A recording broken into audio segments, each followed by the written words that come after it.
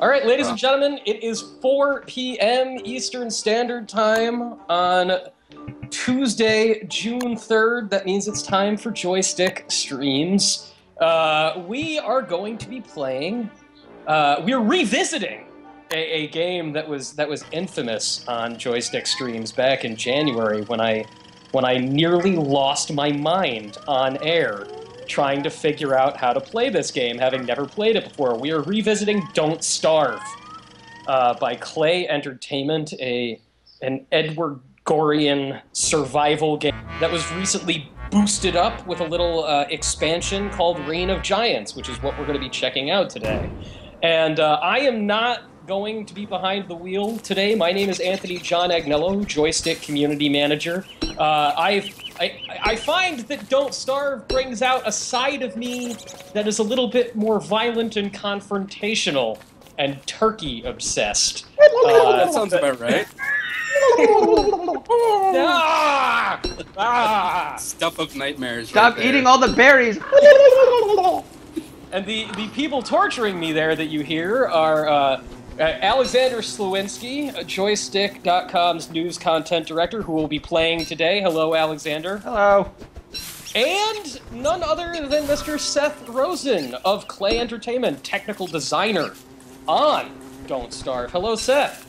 Hello. Thank you for having me. So I'm gonna kick this off because I know Don't Starve pretty well, but I'm still relatively, almost completely new to the DLC. So it seems to have dropped me into summer, which has not happened before.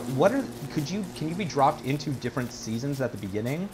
Yeah, so with the DLC, we added 2 new seasons. Well, sort of. We took summer from the base game and made it into autumn, and that's still kind of like your friendly season. And you know, it's autumn. It's kind of moody and appropriately morose for the Don't Starve world. So that makes sense that it would be the nice time. And then we've got a new summer, which is sort of the anti-winter. It's hot all the time. You've got to keep cool. Plants start withering. Wildfires can start. And then lastly, we've got spring, which is like the rainy season. Things grow a lot faster, but also animals tend to be quite aggressive because it's their mating season, they're territorial, that kind of thing. It looks like, I think you actually started in autumn. So with the DLC, to kind of like keep you on your toes, when you start a new game, we'll randomly pick between spring or autumn, which are the 2 nicer seasons, but depending on where you end up, it'll determine where you need to kind of be focusing your efforts in terms of what you're preparing for. Actually, sorry, I'm mistaken. You're totally in spring because those rabbit holes are collapsed. Okay, so that was one of the first things I noticed about this expansion is the collapsed rabbit holes, and I have zero idea of what I'm supposed to do about them. I tried unearthing them with a shovel, but that seems to break them for future rabbit use. So one of the things... Wait, it breaks the bunnies or the holes? It seems to break the holes. Like, the bunnies come out, but then the hole is broken. It's super... Like, one of the things you will certainly notice about the expansion is if you've never played Don't Starve before, do not start with Reign of Giants. It would certainly be difficult. No, Seth. Do not start with Reign of Giants. It is unforgiving nonsense at times. You're welcome. Yeah! Yes. I love that attitude. I love, like, yeah, of course it is. Get in there and play the game. Yeah, that was very much sort of, like, the 2 things we were trying to do, like, on the macro level with Reign of Giants were make it so that the game stays fresh and challenging for a longer period of time because the season cycle is longer. There's new threats with all the seasons, and also make it so that the early game is more diverse. And in many ways, that means it's more difficult because there are more different things you have to worry about. If you get a spring start, that you can't rely on rabbits. Which oh, what the hell is this? Uh-oh. What is this? I'm a little bit behind. No, I know. I'm looking here. at a carpeted floor with marble trees. Oh, yeah. No, yep. I'm staying the hell away. So my general principle in Don't Starve is stay away from anything new. Anything that is diverse. You gotta poke it. or different. No, I'm not going to poke it because if I poke it, it'll kill me.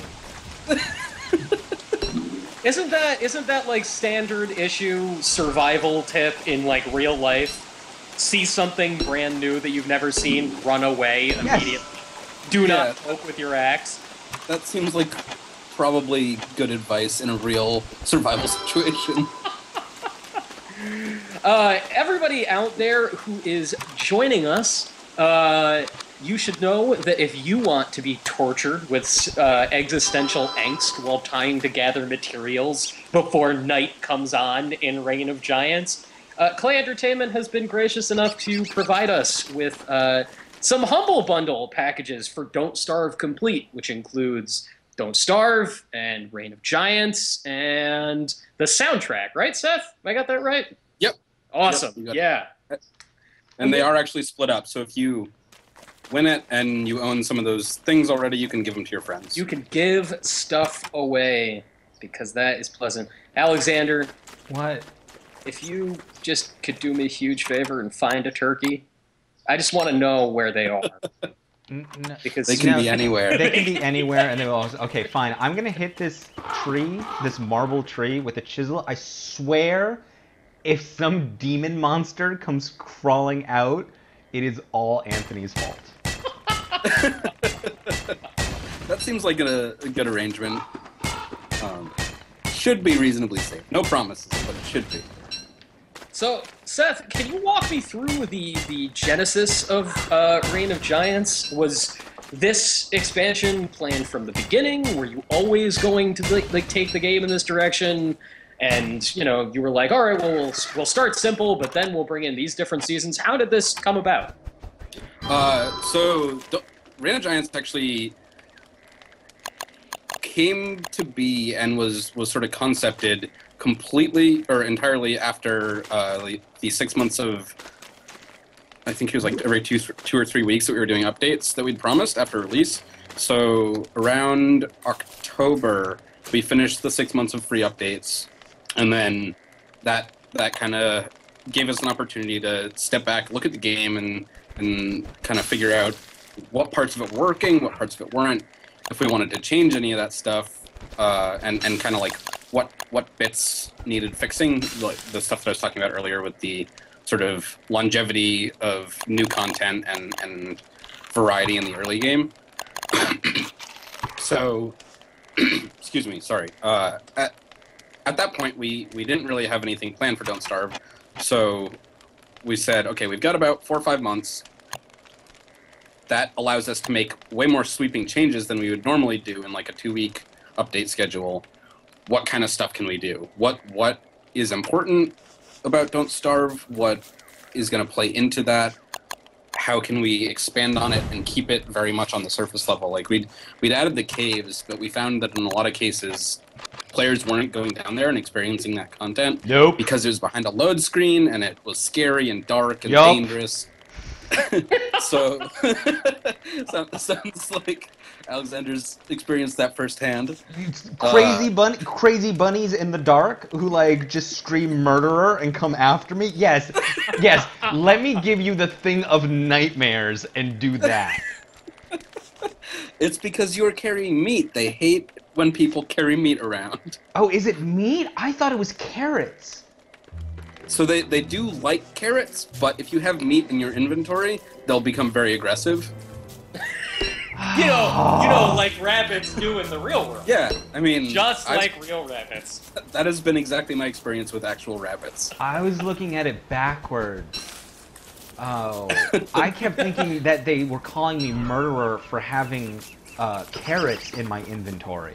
So whenever I had carrots, I just didn't go down there. But I always have meat in my inventory. Are you kidding me? Yeah. Like that's all I do. Like that's all. Like I am master trapper. Like there's some French Canadian part of me that like just has like trapping blood in there, and I just set up like bunny rabbit like death machines. Have you unlocked one of the new characters, Wigfrid? No. Okay, so her deal is she's like a character actress or method actress who got a little bit too intense into her most recent role as a Valkyrie, and now is pretty well convinced that she is in fact a Valkyrie. So she's like super stereotypical Viking. She only eats meat. She does more damage in combat. She gains sanity in combat, that kind of thing. So she might be right up your alley. But sorry, to further answer your question, so we kind of like had this block of time where we could do more significant changes to the game. So we decided to add new seasons, which meant overhauling like how the Don't Starve had been built with a lot of assumptions about the fact that the game would only ever have 2 seasons, so we kind of had to like gut that stuff and rewrite it, and that took about a month of getting like that basic framework in there for more complete systems. But Seth, you know what they say about assumptions? That it makes for weeks of rewriting code. Mm-hmm. But yeah, it kind of was born out of this, like, okay, we're happy with Don't Starve, but how can we make it better? And we spent 4 months and did just that, and made sure that it all stayed in the overworld so that you would have to encounter it. No more, that's scary, I don't want to deal with it. Seth, Cirrus654 in the chat had a question that probably should have preceded the last question, but it's one that I'm curious about too. Like, where did Don't Starve come from in the first place? How did how did you guys come up with this? So we do like a yearly game jam at Klei. It happens right around the holidays in December usually, and everyone in the office just kind of stops what they're doing for 3 days and kind of tests out an idea, which is what game jams are about. And 2 of our programmers, Kevin and Julian, I think it was like probably 3 years ago now, maybe even more than that. It was before my time in any case. They made like a very rudimentary version of Don't Starve as a proof of concept, and you know, after the game jam, everyone was looking at what everyone else had made, and everyone kind of looked at the prototype and was like, oh, there's something to that. Like, hold on, Seth, sorry to interrupt. Yeah, no trouble. Mini glacier? What do I... So pick at it? Yes, you can mine ice. That's one of the new things we added. So because you're in spring, summer is coming next, and ice is very good at cooling you down. So okay. The thing about mining the ice, though, is that it also melts very quickly, so if you don't have an ice box already, then it'll probably melt. You know what? Before Stop you it with the refrigerator, summer. because that was the most difficult thing to get in Don't... Like, you had to find Mecha Rhino, right? Like, that was pretty much the only way to get gears in the original... In the core Don't Starve, right? Was fighting... We added some new set... Like, so that area with the cardboard flooring and the marble trees that you saw earlier, sometimes those little set pieces also have gears on the floor. So you can Well, they get didn't in this case, Seth. It's procedurally generated. I can't do anything about it. Procedurally generate me some gears, or a Mecha Rhino, so I've got something to handle this. Is this a common experience? You know, like when you're at a PAX or a PAX East, you have to be like, it's randomly generated. We're not making this happen to you when people start screaming at you while playing the game? I think to a large degree people kind of understand that, like, it is a simulation game with a randomly generated world, and that means that, like, shenanigans are going to happen, and you're probably not going to like it. But that said, there are certainly people who do come over and are like, why is this happening? It's the worst! I am curious, though, like, how did you decide... How did Klei say, all right, well, here are all the different things that we want randomized. We want all of this stuff randomized. Was there ever the temptation to say, we want these things to be permanent? Like, I understand that the characters have these permanent aspects about them. Like, this is who they are, and that will accommodate different play styles. But was there ever a moment where you said, we want to be able to make sure that people know that this milestone and this milestone and this little piece of the world might be consistent, and why did you go against that? A few things that are consistent. Why am I freezing? Wait, what? Because it's raining and you're getting wet and cold. But fine, I will go down the bunny hole. I swear, Seth, if I go down there and I get attacked immediately, I'm going to find you at PAX. I don't think you've got any meat there, so you should be fine on that. But you're not going to escape the rain that way. I'll say that. What? I'm underground. How am I? Oh, come It's on. leaking through the ground. Oh, It's so wet. This is the worst. Welcome to Don't Starve. I think we've come up with like a lot of new slogans for Don't Starve. This is the worst. Welcome to Don't Starve. By the way, can you put that, Also if you likes- ever make the retail box, can you just put that on there? Don't. Oh yeah, it's This done. is the worst. Joystick.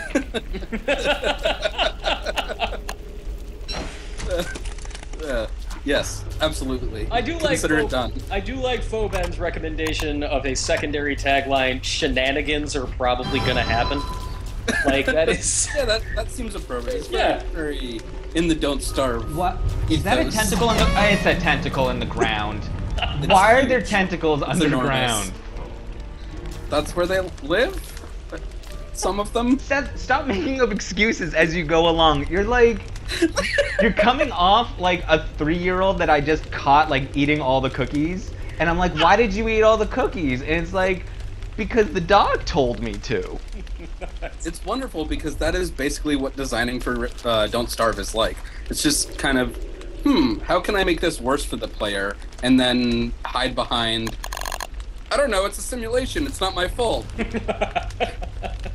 So Seth, So basically you sent your design document to the Demon Souls people and said, here, just copy this. More or less.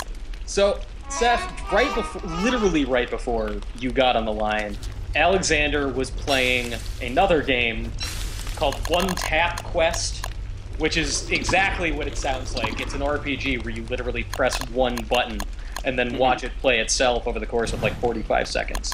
But Alexander was saying that he's like, this is it. The future of video games is lazy games. Lazy games where people like barely have to do anything or they just watch. And I contest that theory. I contest that because the popularity of Don't Starve really sort of demonstrates that there is a desire for truly brutal, punishing games. You know, you've got the Souls series, you've got this. Even something like Minecraft, which is largely freeform, but even that is like very, very, very punishing in a way that games weren't for a while. And like, where do you come down on this, man? Do you think that, you know, we're headed towards a less is what people want? I hate this so much. So, should we let Alexander cry for a moment, or do you want me to go ahead? I think Alexander's tears are certainly flavoring the thoughts that you're about to have. I went underground knowing full well it was a terrible, terrible idea because I'm like, oh no, what, like it can't possibly be worse than last time. No, this is so much worse because there's all these little light flowers and they give me a trail, and then there's just secret tentacles just hiding like around the place, and it's dark. I hate everything. It's light up on the surface, and maybe the rain is gone. No, it's still raining. Down here it is, but maybe up top it's not. So during spring, it always rains in the caves, as sort of a deterrent to spending your time only down there. You could have let me know that earlier. I sort of did. I told you it'd be raining. Okay, so the audience can see the map right now and how far I've traveled. I can't make it back. Sure you can.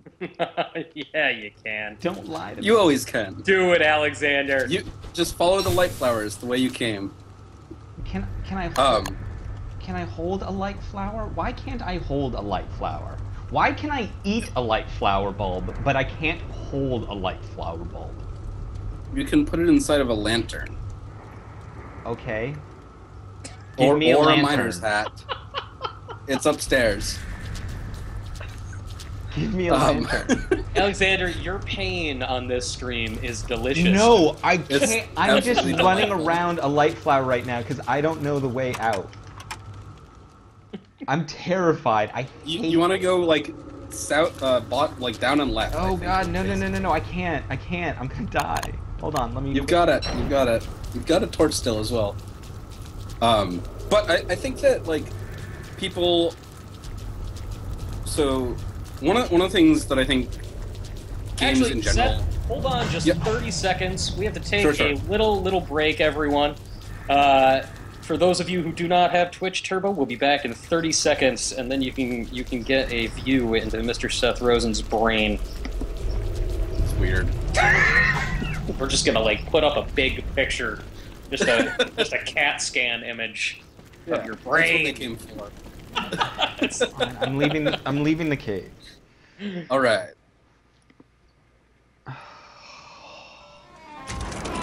And now I'm freezing again. Seth! Yes. I'm either freezing or I'm wet. And now I'm being attacked by a bat. And it's cold. It's not his fault. It's a simulation, Alexander. Stop it. Exactly. No, I need... It's just some systems. I had no part in this. Well, besides all of it. But, you know. Come on. All right, Seth, we are officially back. You were about to say. Yeah, so I think, like, people are sorry, let me start over.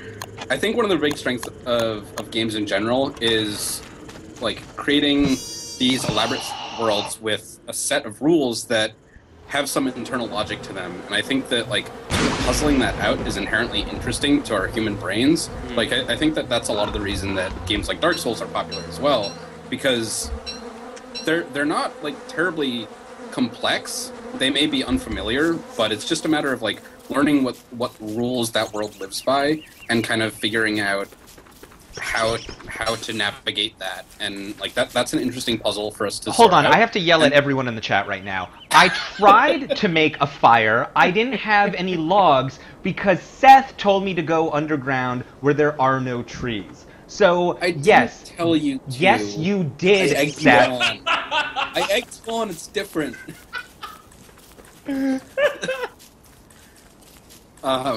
Alexander, redeem yourself. I'm gonna follow this brick road and hopefully it'll come across a pig village and everything will be okay, because I can just live off the pigs. Until a full moon comes around. Stop it. What?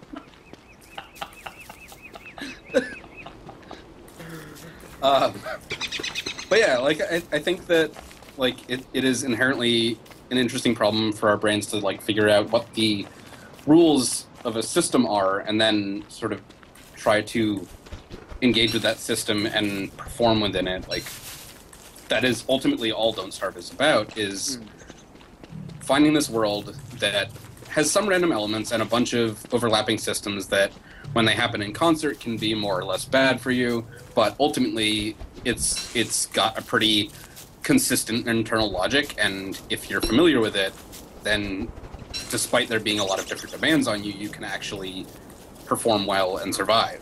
And, like, that's just, like, a really satisfying thing to sort of feel like you have mastery over a system. So I think that's where a lot of that is coming from. What is the thing burrowing underground? That's our friendly mole worm. He's one of our new creatures. How friendly. Hi, Chester! How Actually, are you? extremely friendly. I missed you, Except Chester. that they will steal some resources. Like, you just saw him gobble up some flint, I think. Well, take some flint. I lost the road. I lost the yellow brick road. I lost the yellow brick road, and I don't have stone to make an axe, which means I can't make a fire. There we go. I'm sure it's fine. No, it's not going to be fine. Seth, there is a lot of excitement in the chat here about multiplayer, and Yeah. so what happens when you're trying not to starve with another human being in Don't Starve? I'm curious That is a about this. truly excellent question. One that I'm going to start figuring out actually this week. So where, like, you know, obviously you can't talk about it too much, but give us an idea of where you are in that process. Where is? Yeah, absolutely. So probably 2 months ago or so, we hired some new programmers that got to work on like the heavy lifting of making the networking and all like the server clients syncing of the game work so that we could play the thing in the first place. And now myself and another designer are starting to think about what it might look like to play Don't Starve in a multiplayer context, how death mechanics work, how communication mechanics work, and all that kind of stuff. And we're just kind of starting to prototype some ideas now. One of the things that I'm looking at right now, and I don't know yet if it'll actually work, so don't at all expect this to actually be in the alpha version that we put out hopefully towards the end of the summer. But one of the things I'm thinking of is like kind of the Spelunky style, when you die you become a ghost and you have some limited set of interactions with the world, so you can still be active, but not in the same way that you could if you are still alive, and then your friend can revive you. But if at any point all players die simultaneously, then same as Don't Starve, you die, you're dead. You gotta start over. But as with Don't Starve, like we think it's super important to provide options to players. Like, they should be able to play this game as they want. Obviously, the default settings are kind of what our vision is, but you should be able to play it on endless mode. You should be able to make it so that there's no wildfires. You should be able to turn off a season if you don't want to play it. Like, Don't Starve is very much about making the game as difficult or easy as you want. So similar to, or along those lines with multiplayer, we're looking at making it so you can play that like endless base building mode. You can play the default mode. Actually, now that you mention that, Seth, because super punishing. That's sort of my question about Don't Starve. Was it a conscious decision, or is it remaining a conscious decision to not allow like building a house? Like, you can't, like, you know, that it doesn't turn into like the Sims of survival. Yes, absolutely. So like a lot of people come up and when they're talking to us say like, oh, so it's kind of like Minecraft, and to a large degree it is. Like, you're in this procedurally generated world with a bunch of different biomes, and you have to collect resources and craft stuff and all that kind of stuff, and there are monsters in the world. But ultimately, in my opinion, Minecraft is a game that's about expression. It's about building something. It's about creating a goal for yourself and then pursuing that goal. Whereas Don't Starve. No. Hold on. Sorry, it was turning dark and I hadn't made a fire yet. It's quite all right. I'm sorry. So Don't Starve is about something. So Don't Starve, like, I think our existing tagline is an uncompromising game of wilderness survival, and it's very much about that. It's called Don't Starve for a reason. It's about being in this adverse situation with adverse conditions and finding a way to best that, not like building a house around yourself and just kind of hanging out inside. And you can still like make walls to surround your base, but we want you to be surviving in wilderness rather than building your massive castle kind of a thing. Right, and there are people out there who play endless and just keep going and keep going and keep going, and that's great. And that stays very much within the spirit of the thing as you've laid it out. And what interests me about going back hold on, to Anthony, I actually do have to ask this, having played a lot of Don't Starve. Am I a genius for using the beefalo against the dogs? I don't even attack the dogs. I just wait for Dog Day to show up, and I just run into my herd of beefalo that are next door. Yeah, that's super good. It's definitely something we see a lot of our experienced players doing, but that you like figured that out on your own is awesome. I'm not saying that I'm a total genius and I figured it out on my own. I was just saying that to highlight the fact that like that is a very viable strategy. It is the only strategy I could think. I originally tried building like a Minecraft house. Like, I built my house of bricks. Nope. Totally nothing. Did not work. Not gonna help you too much there. Nope. But the beefalo, you just wait for Dog Day to come along, and you just run into the beefalo, and if there's anything that hates dogs more than me, it's beefalo. They hate dogs. So, I'm sorry. Anyway, go on, Anthony. I have completely lost track of where I was going. That makes two of us. Completely lost track of where I was going. By the way, wet and wormhole is vulgar. Yeah, that is absolutely true. Actually, during beta, so the way that like whenever the world gets wet, we just like blanket apply the wet word as a prefix to whatever the actual name is. So when you're in the caves, we got it's not really a bug, but it is gross and needed fixing. If you're in the caves and you found the like cave entrance to go down to the ruins, it would say "Spelunk wet deeper." Aww. We patched that out. I'm curious, what else has been patched out? What other accidental things appeared when you were making Don't Starve that you were like, it's gotta go. That's gotta come right out. So with Random Giants, like this is more of an exploit that we saw people using in the main game. Food didn't spoil in crockpots, but now in Random Giants it will. That one's a little bit less hilarious than the other one. Wait a second, I could have used the crockpot as this entire time? Yeah, in the base game, food does not spoil at all if it's still in a crockpot before you like ever harvest it. It'll stay there forever. Oh, I gotta go do that.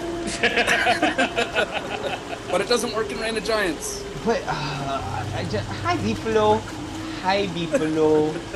How are you? Yes, I know you're wet and you're angry. I'm sorry. How many, have you guys started selling the Beefalo plushies in bulk yet, so that I can make Not a Beefalo herd? Quite yet, but I think it's gonna be soon. I don't have an exact date, but it will be before too long. Yeah, God, I'm trying to think of like so. I don't just want a Beefalo plushie. I want a herd of Beefalo plushies. You can do it. I don't think they're gonna. I mean, hopefully they won't actually attack your dog. Big in village! real life. Hooray! Time to set up camp. No. I don't have any logs. Why don't I have logs? No, I need straw. Okay, hold on. Sorry, go ahead. Beefalo, what? I hope that your plush Beefalo herd won't attack your real life dog. They'll snuggle each other. That's good. That's ideal. Will the Beefalo plushes have that real wet Beefalo smell? Is the real question. That entirely depends on you, Anthony. If you soak it, I'm sure that it will. Yes. Go away, demon thing. Go away. I need sanity. How do I get sanity when I'm completely wet? You can pick flowers. If you use a hammer on a couple moleworms to knock them out and pick them up, you can make a rain hat. But I think you need to build a science machine first. Is that a raccoon? There's raccoons? Yep. Well, it's a catcoon, but yeah. You can make a pretty parasol out of, I think, flowers and twigs. That'll give you a little bit of rain protection. If you stand under trees while it's raining, that'll protect you a bit from rain. Still not helping me. Is there a Beefalo plushie that I can hold to feel better? Somewhere in the world. No, this is really bad. I'm about to go completely insane. I have nothing. Picking flowers is probably your best Well, bet. there's no flowers. Find them? But if I procedural, I'm sorry, Alan. If I run away... Seth, I want your voice to play in the game when people find themselves in this situation. Find them? Now? Good luck.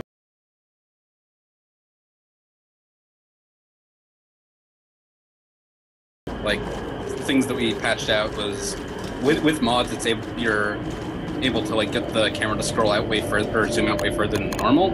And we've got this thing called Bigfoot that you can summon if you do this series of somewhat arcane tasks.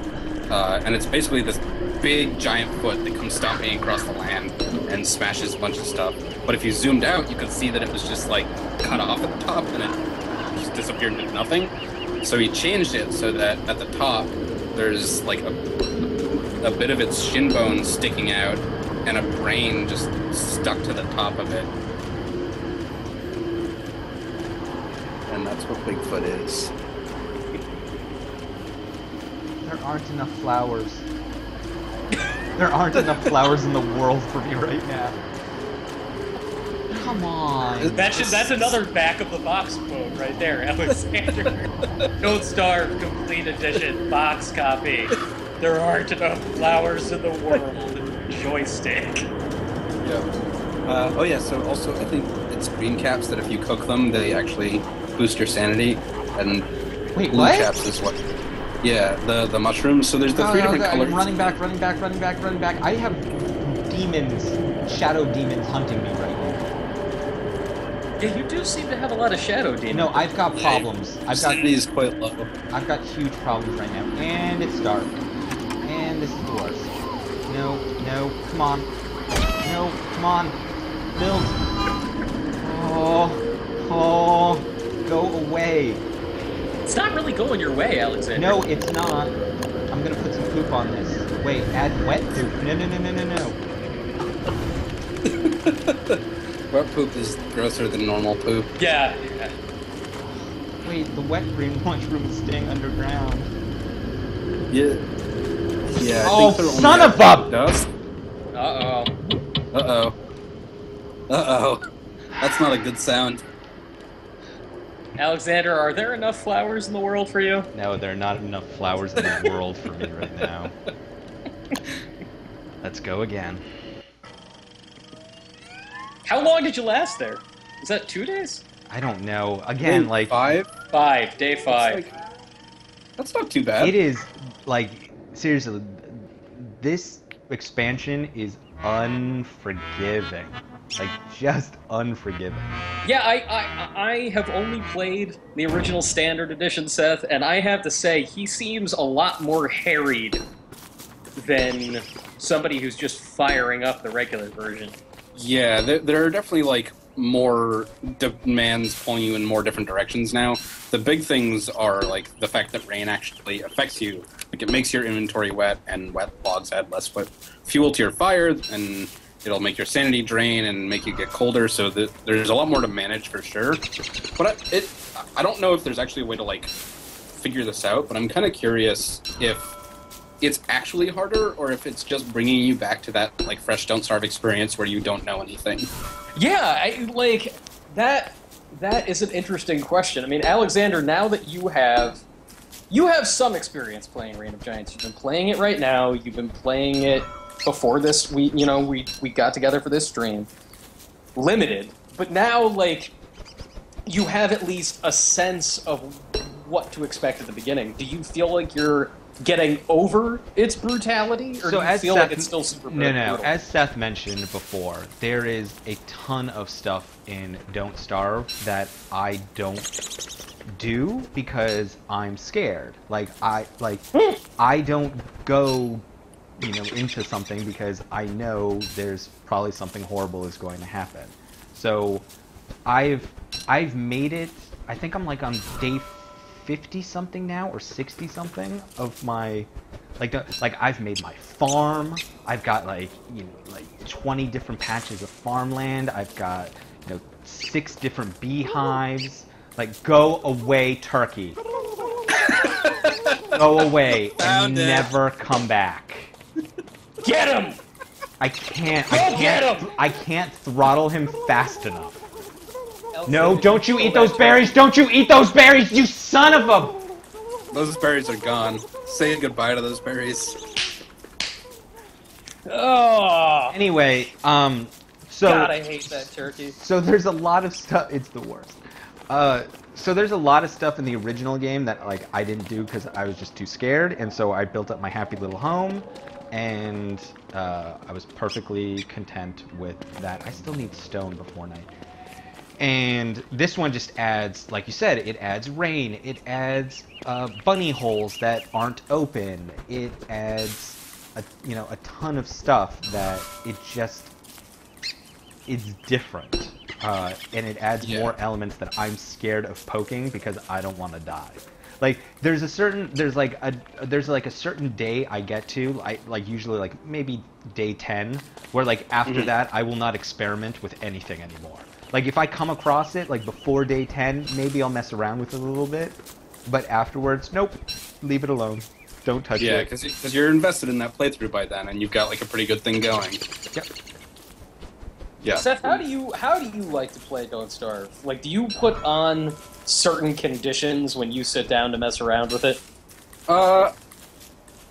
Generally, no. I mean, I tend to basically do defaults.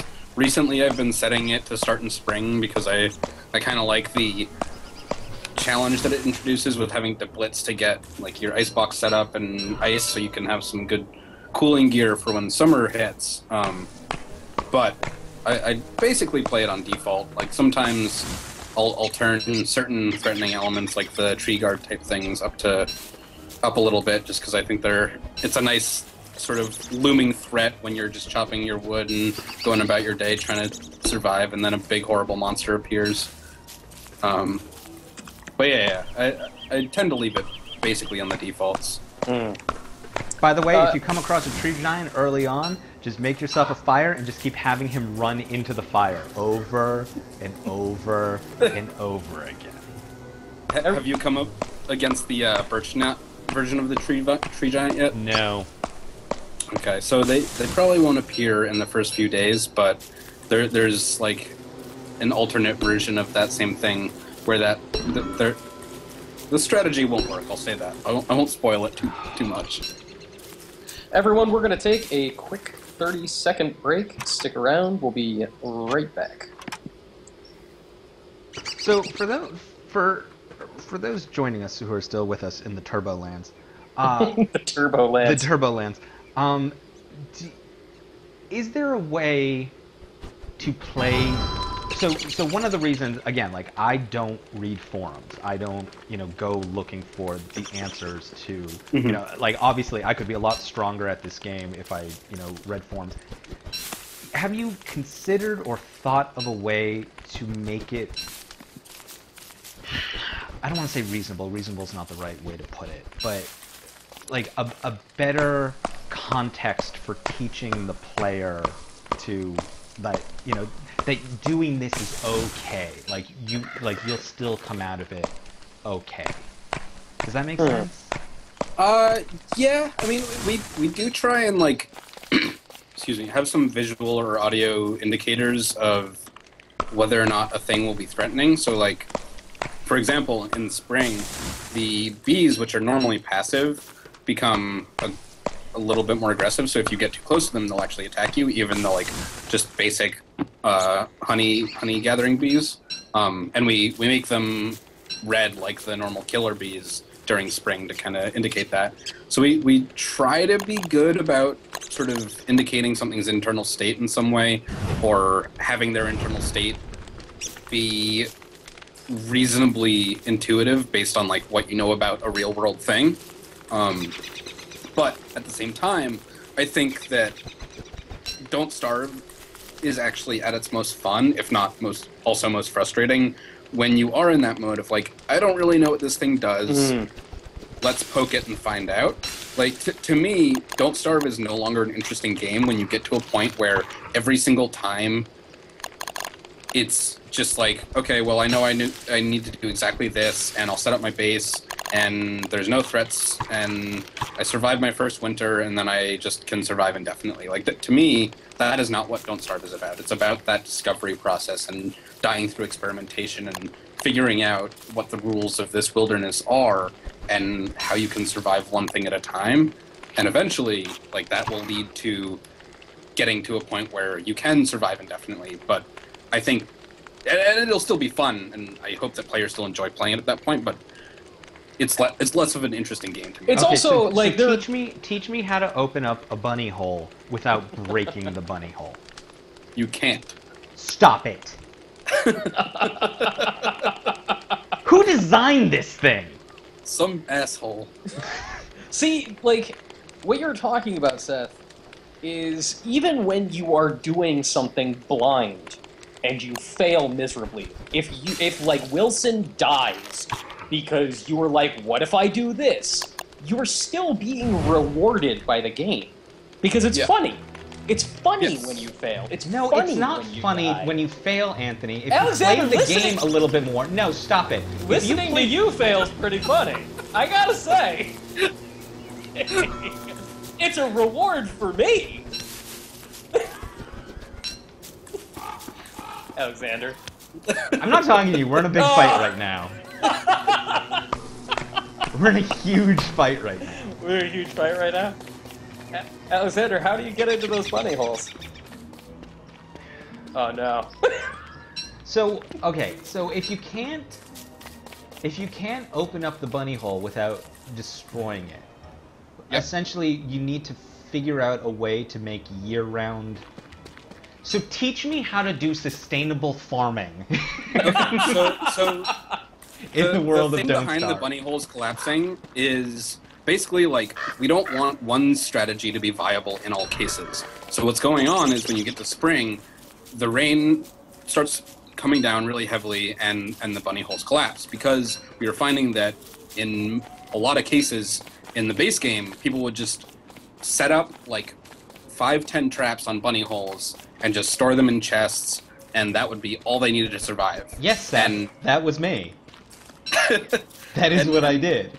a lot of Reign of Giants is kind of about throwing a wrench in your plans.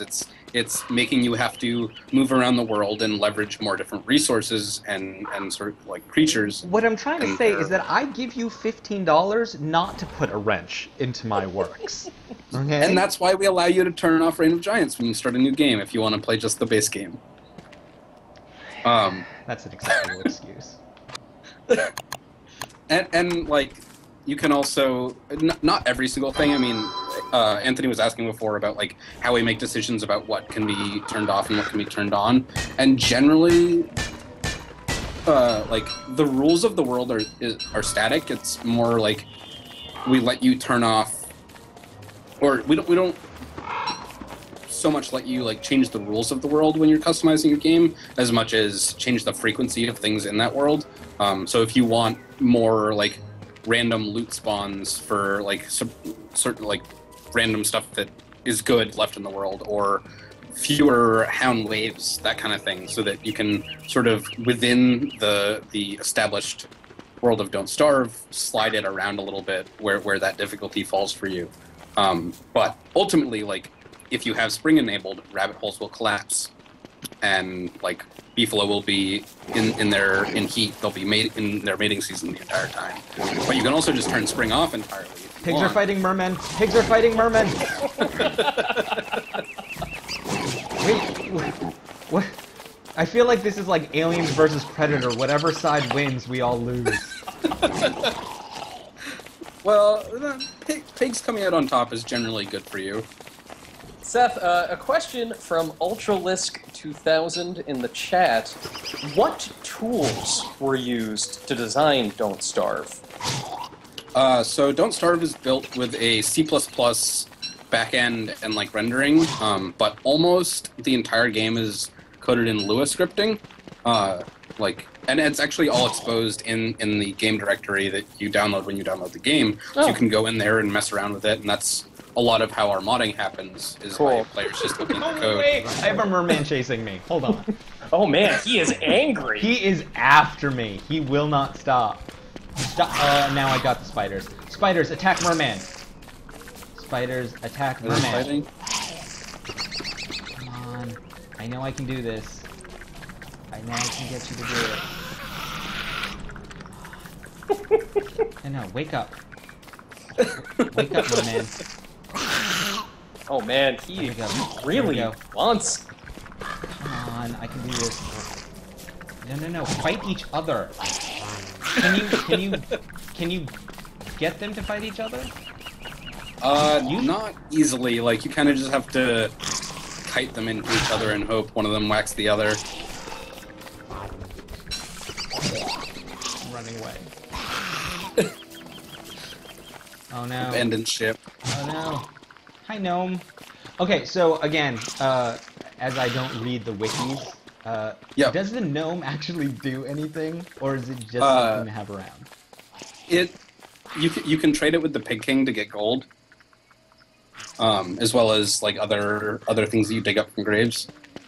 But generally, it's not useful. It's more of a thing that just exists.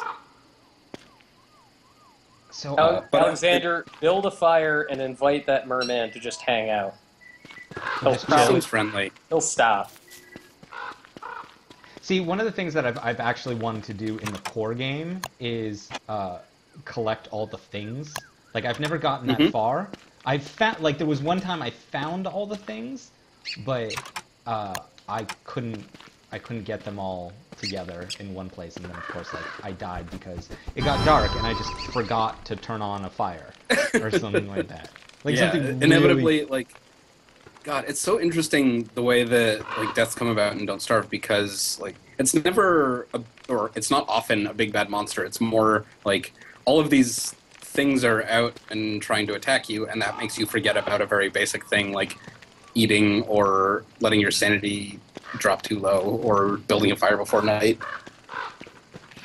Now okay, so again, without looking it up in a wiki, if I collect all the things, so like the box, how many are there? Yep. There 5? 4? It's either 4 or 5. I think it's 4. Okay, and I just have to assemble. Yeah, so you assemble them on the base, which is guarded by some of the like clockwork enemies. And if you assemble it all, it allows you to use the teleportato, which basically kind of you take what's in your inventory with you, or I think you can take 4 things with you, and then it teleports you to a new world and generates a new world, and you kind of like get a fresh start with a little bit of a leg up based on what you brought with you. Okay, so I take the 5 items and I just put them together, and then I have to find another thing afterwards, or I just put I think them you together? put them together on one of the things, the like wooden base, I think it's called. All right, Phrasm just was, concerned with Alexander's placement of fire in this specific location because it would kill sanity. Why would...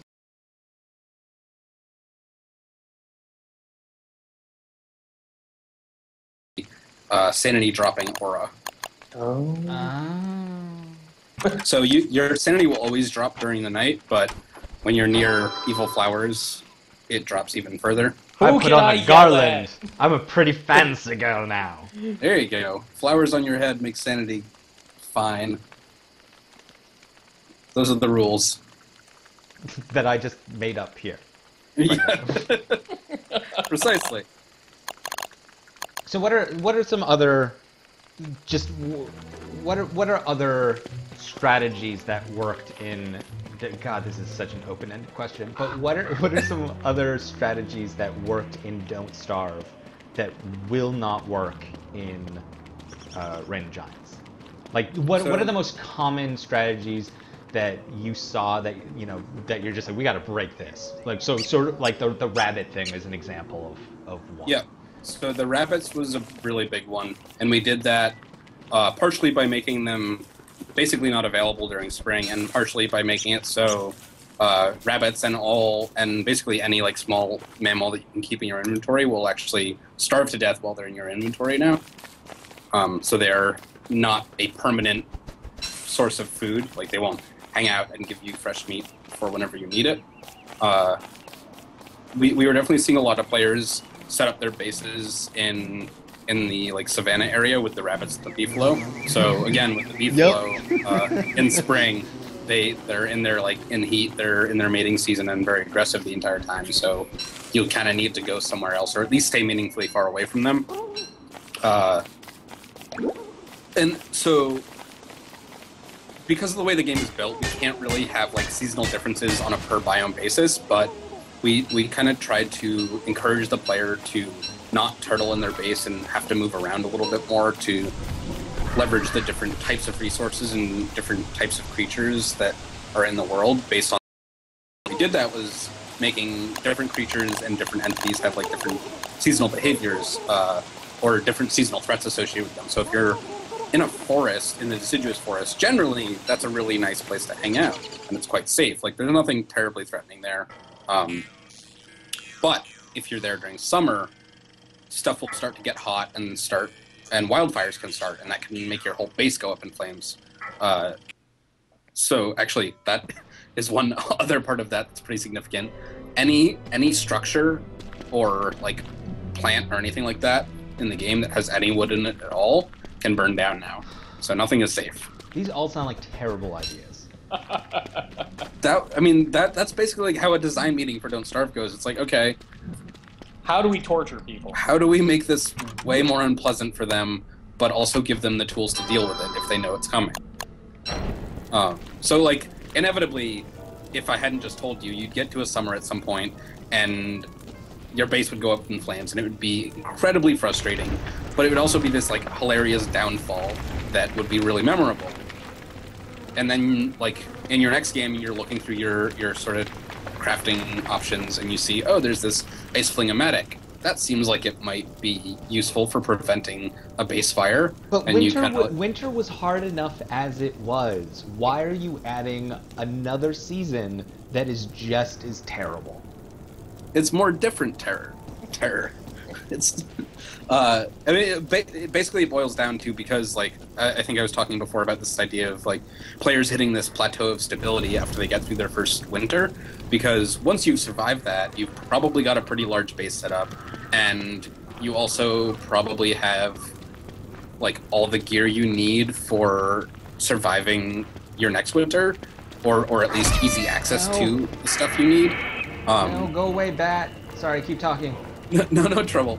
So by adding... No, 5% light and Bat, go away! No! No! No! Make the damn stick!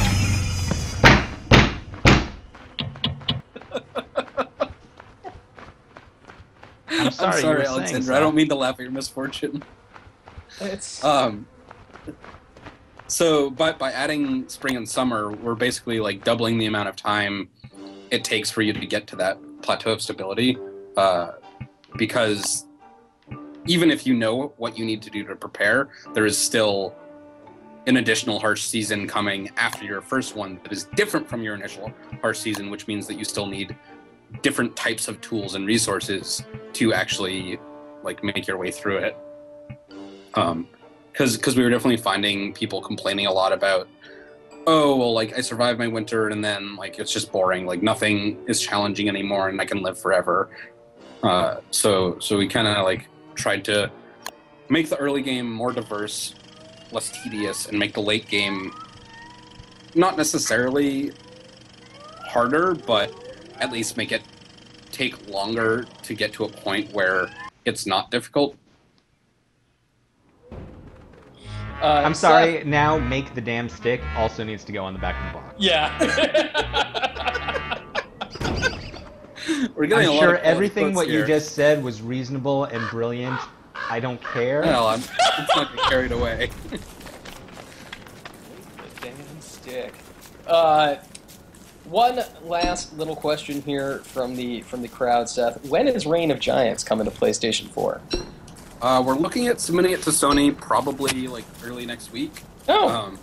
So unclear, but soon. Like, Soon. I mean, you never really know how long the certification process will take. So we don't have a date yet, but not too much longer. And another thing worth mentioning to our audience that doesn't necessarily go to joystiq.com is that Don't Starve will go up in price once the multiplayer expansion comes out later this year. So it is currently $15, but it will be $20 after that point. Exactly correct. Okay. So if you like what you see today on the stream, go ahead and pick it up the next time you can, because the multiplayer expansion is a free add-on for players. And Seth, I have not brought it up to now, but there has been consistent enough clamoring in the chat today for a Vita version of Don't Starve.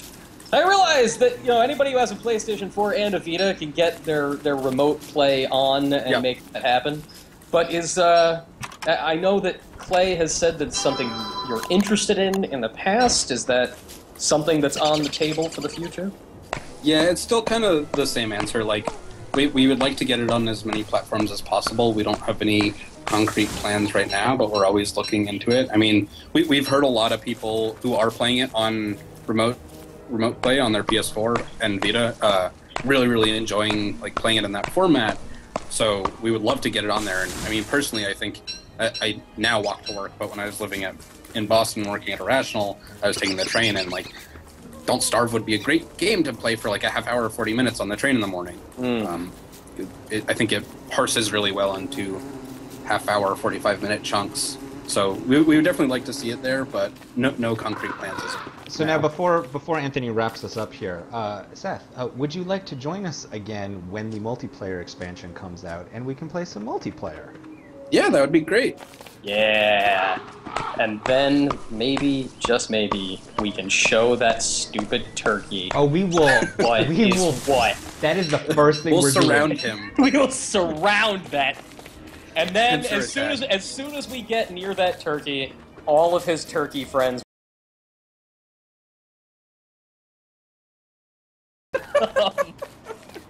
No, just a bunch of like you hit him like 3 or 4 times and you think you're winning, and then just like a flock of a murder of turkeys comes and out. They Voltron into a massive turkey. Right, and sticks. take the stick. Take it. Ladies and gentlemen, thank you for joining us today for our really, truly brutal session with Don't Starve, Reign of Giants. Alexander, what was your limit there? Did you make it 5 days? Made it 5 days. 5 days. That is nothing to sneeze at. 5 days in Reign of Giants is an accomplishment. In the normal game, or in the core game, I can make it about 30 days without question, like easily. So yes, Reign of Giants definitely adds a few changes to the mix. And yeah, you could go play this game right now yourself. Go to Steam and pick it up. And when you do pick it up, Reign of Giants comes with it. Seth Rosen from Klei Entertainment has been hanging out with us. Klei, thank you so much, man. This is a real treat. Yeah, thanks for having me. This was a blast. And as we just discussed, we will be back in the future to do this again when multiplayer is available for Don't Starve.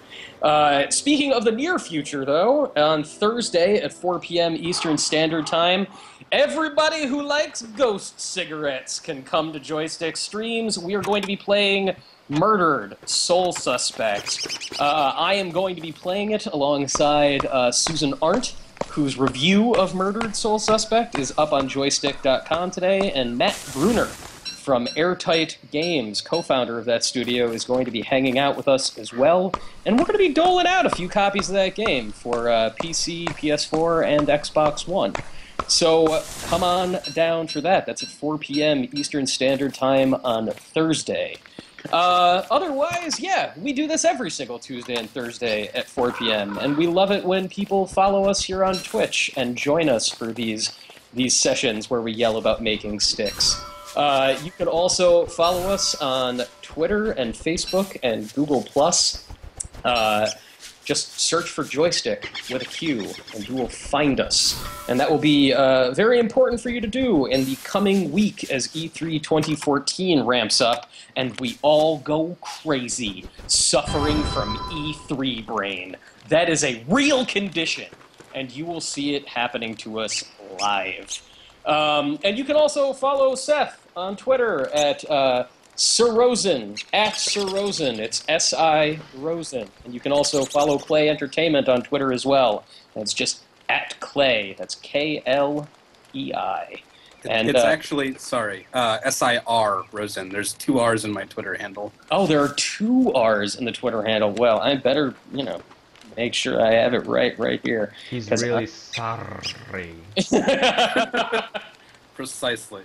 Yeah, everybody, so check. All the pertinent links are now in the chat, and we'll see you on Thursday. Bye-bye, everyone. Thanks for coming everyone. out. Thanks.